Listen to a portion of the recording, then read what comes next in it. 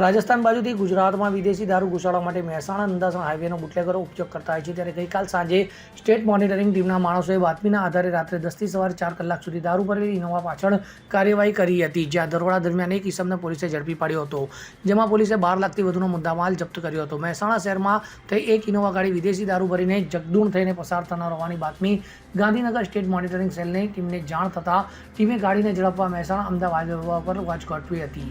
ગાડી આવતા જ પોલીસે ગાડી રોકવા પ્રયાસ કર્યો હતો, જોકે ગાડી ચાલક પોલીસ જોઈને ગાડી જગદૂણ પાસે આવેલા પુલ પર બગાડી હતી અને ગાડી દિવાલ પર ટકરાવી ચાલક ત્યાંથી પુલ ઉપરથી કૂદી પડ્યો હતો, જ્યાં ગાડી ચાલકને ઈજા થતાં પોલીસ કર્મીઓ પુલની દિવાલ પાસે ઉતરી ગાડી ચાલકને બહાર કાઢ્યો હતો। ગાડી ચાલક મેવારામ બગારાવને ઝડપી લીધો હતો।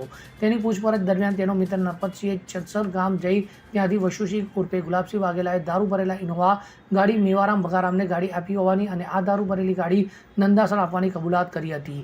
જોકે પોલીસે ગાડીમાં તપાસ કરતા તેમાંથી એક અન્ય ગાડીની નંબર પ્લેટ મળી આવી હતી। પોલીસ તપાસમાં ગાડીમાં લગાવેલ નંબર પ્લેટ ખોટી હોવાનું સામે આવ્યું હતું, તેમજ ગાડીમાંથી વિદેશી દારૂની બોટલો પણ મળી આવી હતી, જે બાદમાં એસએમસીએ મહેસાણા કંટ્રોલમાં ફોન કરી મહેસાણા તાલુકા પોલીસને જાણ કરતા પોલીસની ગાડી પણ દોડી આવી હતી। તો આ સમગ્ર કેસમાં પોલીસે 2,59,650નો વિદેશી દારૂ અને ગાડી મળી કુલ 12,64,000ની આસપાસનો મુદ્દામાલ ઝડપી મેવારામ બગારામને ઝડપી નરપતસિંહ વાશુસિંહ ઉર્ફે ગુલાબસિંહ ઉર્ફે વાઘેલા સામે મહેસાણા તાલુકા પોલીસમાં ફરિયાદ નોંધાવી વધુ તપાસ હાથ ધરી હતી। Bureau report CN24 news. હવે જુઓ દેશ દુનિયાની તમામ ખબરો તમારી આંગળીના ટેરવે।